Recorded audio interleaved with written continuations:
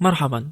سنتحدث اليوم عن موضوع شائك، ألا وهو من أفضل العملات التي لها ماكس سبلاي أم العملات التي ليس لها ماكسيمم سبلاي؟ فهناك الكثير من الآراء المختلفة المؤيدة بإعطاء الأفضلية للعملات التي لها ماكس سبلاي، وآراء أخرى مختلفة تؤيد التي ليس لها، وآخرون يقولون بل ليس هنالك فرق. فيا ترى ما الصحيح؟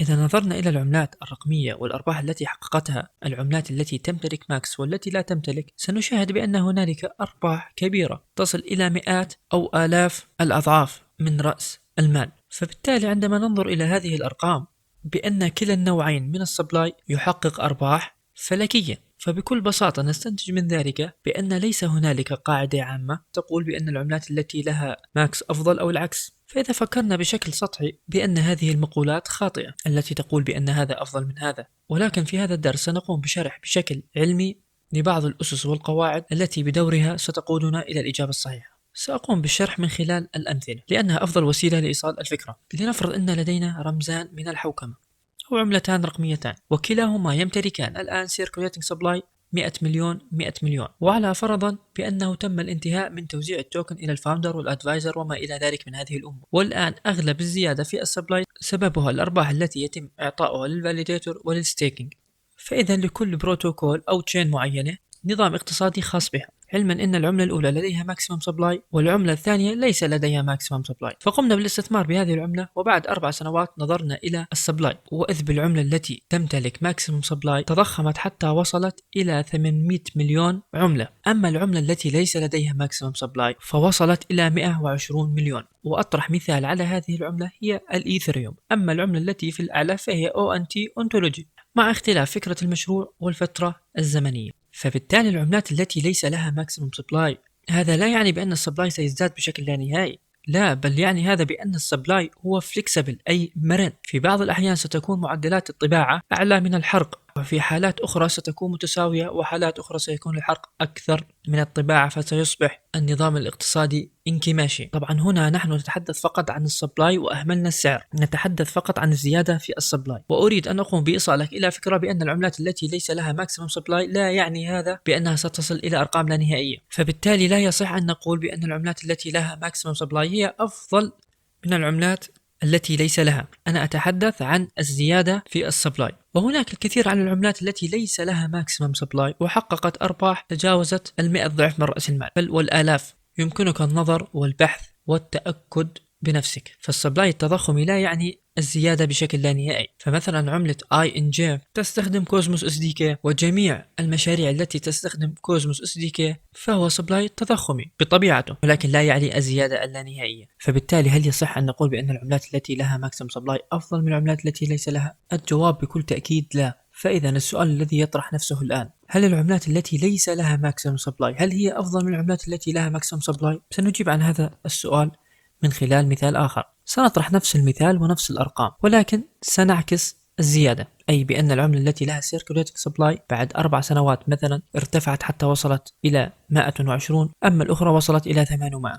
فبالتالي كانت الزيادة في العملات التي ليس لها ماكسيمم سبلاي أكثر من العملات التي لها ماكسيمم سبلاي، ويوجد الكثير من الأمثلة يمكنك أن تبحث وتتأكد. فإذا أيضا هل يصح أن نقول بأن العملات التي ليس لها ماكس هي أفضل؟ الجواب بكل تأكيد لا. نحن في الأمثلة السابقة تحدثنا فقط عن الزيادة في السبلاي ولم نتحدث عن علاقته في السعر. أولا أريد أن أخبرك بهذه المعلومة بأن ارتفاع السبلاي هذا لا يعني بالضرورة هبوط السعر، فربما سيرافق هذا الارتفاع في السبلاي ارتفاع في السعر، فتكون هذه العلاقة طردية، وربما لا، لأن هنالك الكثير من المتغيرات التي لها علاقة بارتفاع أو انخفاض السعر، ليس السبلاي وحده هو الذي يؤدي إلى ارتفاع أو انخفاض السعر. فمثلا يمكنك أن تنظر إلى عملة الباكا، السبلاي الخاص بها انكماشي، وقامت بحرق 17% من السبلاي في البير ماركت، ومع ذلك كان السعر يهبط. ويمكنك أيضا النظر إلى الإيثريوم، فستلاحظ أن السيركولاتينج سبلاي في آخر 4 سنوات تقريبا كان 70 مليون قطعة من الإيثر، ثم ارتفع إلى 120، ومع ذلك ارتفع السعر. فسعر العملة معتمد على عدة معايير ليس فقط على السبلاي. فالخلاصة لا يمكنك القول بأن العملات التي ليس لها ماكسيمم سبلاي هي أفضل أو العكس،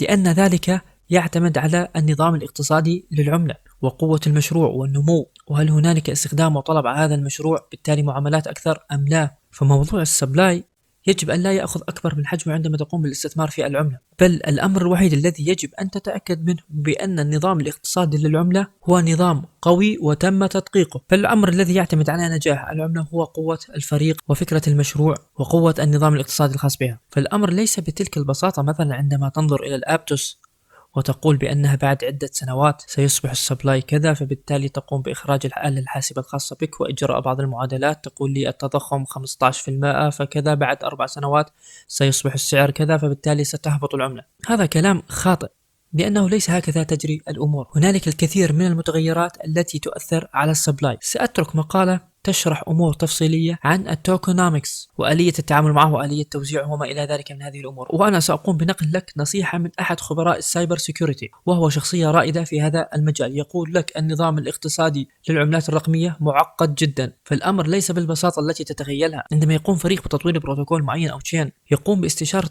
أشخاص لديهم شهادات أكاديمية في الاقتصاد، ليس فقط أن يكون خبير في الويب 3 أو بالويب 2. فالأمر أبدا ليس بالبسيط. فيجب دائما على أي فريق وكوميونيتي أن يقوموا بتدقيق النظام الاقتصادي الخاص بهم من خلال شركات مختصة، لأن هنالك كثير من المخاطر المتعلقة بالنظام الاقتصادي التي ربما ستؤدي إلى إفلاس المشروع أو تدميره بالكامل. حيث تحدثنا سابقا بأن هنالك الكثير من الأمور والمتغيرات التي قد تؤدي إلى نجاح أو فشل هذا النظام الاقتصادي بعيدا عن فكرة المشروع وقوته. وبالتالي ربما سيكون هنالك مخاطر متعلقة بهيكلة المشروع الكلية بالنسبة للنظام الاقتصادي، ومشاكل أخرى متعلقة بسلوك المستخدمين أو مكونات البروتوكول. لكل بروتوكول أو تشين عدة مكونات، وكل مكون صغير في هذا النظام يؤثر على النظام الاقتصادي الكلي للمشروع. وهنالك مخاطر خارجية، وهذه المخاطر الخارجية لا يمكن السيطرة عليها.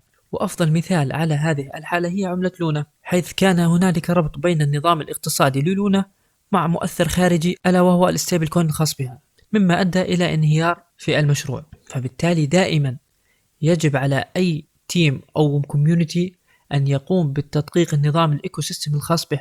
عندما نتحدث عن التدقيق فنحن نتحدث عن العظيم سيرتك.